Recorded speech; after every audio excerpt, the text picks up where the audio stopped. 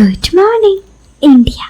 दोस्तों नमस्कार। दोस्तों एक बार फिर से मैं हाजिर हूँ आप सबके सामने कहानी लेकर। ये कहानियाँ आपको ज़रूर पसंद आएगी जी। तो चलिए हम आपको सुनाते हैं आज की कहानी। अगर आपको ये कहानी पसंद आए तो वीडियो को लाइक करने के साथ चैनल को सब्सक्राइब जरूर करें। इससे आपको हमारी कहानियाँ पसंद भी आएगी और आप तक पहले भी पहुँचेगी। तो चलिए मैं आपको कहानी सुनाती हूँ। उम्मीद है कि आप इस कहानी को सुनने के लिए ईयरफोन या हेडफोन का उपयोग कर रहे होंगे। अगर आप चाहते हैं कि ये कहानी रियलिस्टिक लगे तो आप अपनी आंखों को बंद कर सकते हैं। अब कहानी सुनाती हूँ। दोस्तों ये कहानी किसी की ज़िंदगी की एक सच्ची दास्तान है जो मैं आप सबसे कहने जा रही हूँ। दोस्तों अभी कोरोना चल रहा है तो घर पर ही रहिए, सेफ रहिए, सुरक्षित रहिए। अब कहानी शुरू करती हूँ। ये कहानी जिस लड़की की है वो कहती है मेरे शादी अजय से हुई है। मेरे पति अजय ड्राइवर है। अजय की 2 कार हैं। इस कार से हमारा घर अच्छे से चल रहा है, लेकिन जो किस्मत में लिखा होता है वो ही होता है। हमारे साथ भी ऐसा ही हुआ। मेरे पति अजय को जुआ खेलने की लत लग गई। मैं इस बात से बहुत ही ज़्यादा परेशान थी। अजय रोज़ जुआ खेलने लगा। शुरुआत में वो खूब जीतते थे। उस वक्त भी उन्हें बहुत समझाते कि ऐसा मत खेलो, लेकिन वो मेरी बात सुनते कहाँ। वो बोलते थे कि कुछ नहीं होगा, ज़्यादा तुम्हें नहीं बोलना चाहिए। पत्नी को उनसे कुछ नहीं बोलना चाहिए अगर पति कुछ कहे। जब कभी ज़्यादा तू तराक हो जाती तो वो कभी कभार मुझे मार भी देते। मैं बेबसी में चुप हो गई। फिर मैंने उनसे जुआ आदि खेलने के लिए बोलना छोड़ दिया। दोस्तों लेकिन मैं परेशान बहुत थी, क्योंकि मुझे पता था कि मेरे पति को जो लत लगी है वो बहुत बुरी है और इससे सब चीज़ें बर्बाद हो सकती हैं। और बोलते हैं ना कि लालच बड़ी ख़राब चीज़ है। बस मेरे पति के साथ कुछ ऐसा ही समय आया। मेरे पति जुआ में हारने लगे। हारते हारते धीरे वो सब पूंजी हारने लगे। उन्होंने अपनी कार भी बेच दी, घर भी बेच दी, मेरे शादी के गहने तक बेच दिए। अजय को जुआ की लत ऐसी लग गई कि वो जुआ खेले बिना रह ही नहीं पाते। अब दोस्तों इन सब से मैं बहुत परेशान हो गई थी। समय आ गया कि मेरे पति के पास कोई काम ही नहीं रह गया था और ना ही घर। फिर हमको दूसरी जगह किराए का मकान लेना पड़ा। जहाँ मकान लिया था वो एक कॉलोनी थी जहाँ सभी किस्म के लोग रहते थे, मगर कुछ शरीफ तो कुछ अच्छे बिना अच्छे लोग। ये मकान भी बस नाम का ही मकान था। इसमें एक कमरा था। कमरा के अंदर ही किचन साथ था। आप सोच सकते हैं कि कैसे मकान होगा, लेकिन किराया कम था इसलिए हम रहने लगे। हमारे इतने बुरे दिन आ गए कि सुबह से शाम तक यही सोचना पड़ता कि घर कैसे चलेंगे। इतना कुछ हो गया मगर मेरे पति अभी भी नहीं सुधरे। फिर मुझे एक स्कूल में काम मिल गया। वो मेरे पास से पैसे लेते और जुआ खेलने चले जाते। अगर मैं उन्हें पैसे नहीं देती तब वो बाहर से उधार लेते। बाहर से कोई कितने दिन और कितना उधार दे। आखिर वो उधार मिलने का रास्ता भी बंद हो गया। फिर एक दिन हमारे घर एक इकबाल सिंह नाम का पंजाबी आदमी आया। इकबाल सिंह के बारे में बता दूं, इकबाल सिंह जुए का अड्डा चलाते। उसका हमारा एरिया में बहुत नाम था।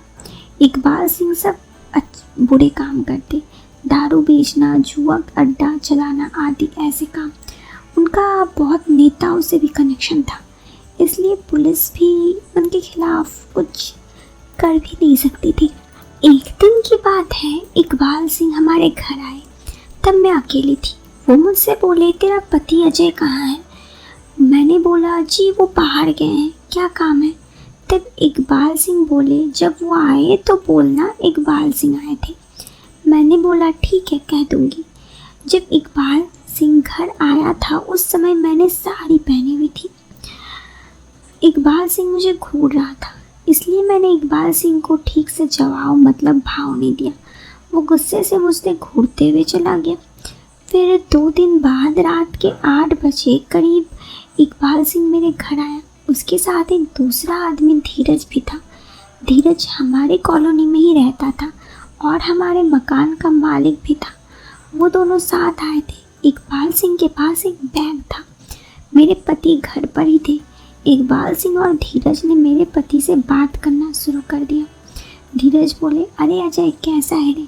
मेरे पति बोले, मैं ठीक हूँ, लेकिन तुम दोनों यहाँ इस समय कैसे? इकबाल सिंह बोले, यार तू 2 दिन से अड्डे पर नहीं आए इसलिए हम चले आए।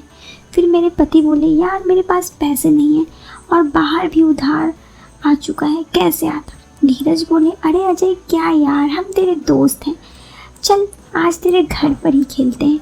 और आज इकबाल चिकन और बिस्किट लेकर आया था, भाभी जी तरह चिकन तैयार कर देना। इकबाल ने अजय को बैग दे दी। मेरे पति ने बैग से निकाल कर एक पैकेट दिया, उसमें चिकन था। वो तो बोले, लो बना दो। मैं थैली लेकर अंदर चिकन बनाने लग गई। उस समय इकबाल और धीरज मेरी तरफ देख रहे थे, लेकिन मेरे पति को जैसे कुछ ध्यान ही नहीं था। उसे तो बस फ्री की पार्टी मिल गई। अब वो तीनों खेलने लगे। धीरज ने मेरे पति से बोला, अरे तेरे पास कुछ है नहीं, खेलेगा कैसे? इकबाल बोले, अरे धीरज इसके पास है। धीरज बोले, अजय के पास क्या है? इकबाल सिंह बोले, अरे इसकी वाइफ है ना। इस बात पर मेरे पति गुस्सा हो गया और बोले, ये क्या बोल रहे हो तुम दोनों? धीरज हंसते हुए बोला, अरे अजय देख, गुस्सा मत कर, वैसे भी तूने 3 महीने से मकान का किराया दिया नहीं है और तुझे इकबाल का जुआ का पैसा भी देना है।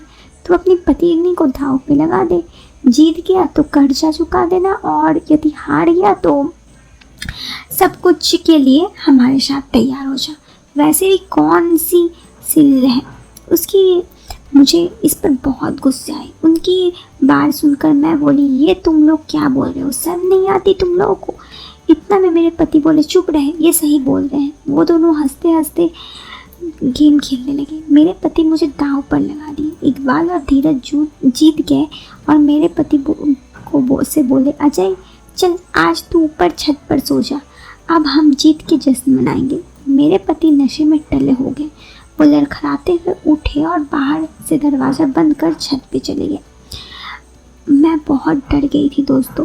मुझे समझ में नहीं आ रहा था उस वक्त कि मैं क्या करूं। मुझे एक पल के लिए लग रहा था कि मैं जल्दी से पुलिस स्टेशन चल जाऊं। उसके बाद इकबाल बोले, क्या तुम मेरे यहाँ पे काम करोगे? मैंने कहा, क्या काम? तो उन्होंने कहा, डांस। तो मैंने कहा, डांस नहीं आता मुझे। तो उसने कहा, चिंता मत कर, सिखा दूंगा। वैसे भी 1 महीने में तुम जितना कमाती हो 1 दिन में कमा लोगी। मैं बस सोच ही रही थी। उसके बाद ऐसे ही पूरी रात चला। सुबह 5 बजे तक वो रुकी।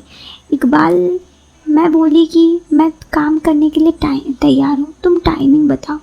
इकबाल सिंह बोले, तुम स्कूल जाती हो 10 से 5 ना, बस वो टाइमिंग रहेगी। मैंने कहा, मैं कल से आ जाऊंगी। उसने कहा, ठीक है, हम इंतज़ार करेंगे। और उसके बाद दोस्तों सुबह हो गई थी, मुझे भी जॉब मिल गई थी। अब 1 महीने में मैं जितना कमाती थी वो बस 1 दिन में कमाती हूँ, मतलब 30 गुना। और मैं लाइफ में खुश हूँ क्योंकि मैंने बहुत कष्ट किए ज़िंदगी में। अब मैं और कष्ट नहीं कर सकती। पता नहीं, शायद आप लोग मुझे जज करेंगे, लेकिन मैंने सच में बहुत कष्ट किया। अब मुझसे इतना कष्ट नहीं किया जाता। मेरे पति ने सब कुछ खो दिया था, इसलिए अब मेरी भी कुछ गलती नहीं है। दोस्तों ये कहानी तो यहाँ ख़त्म हो जाती है। क्या इस लड़की ने डांस करने का जो फैसला लिया वो सही लिया? आखिर पैसे तो बहुत मिल रहे थे। आप इस बारे में क्या सोचते हैं? कमेंट बॉक्स पर अपनी राय ज़रूर देना। वीडियो पसंद आए तो लाइक करने के साथ चैनल को सब्सक्राइब करना। हम मिलते हैं आपसे फिर एक नए वीडियो में एक इंटरेस्टिंग टॉपिक के साथ। तब तक के लिए दोस्तों bye bye, take care, bye.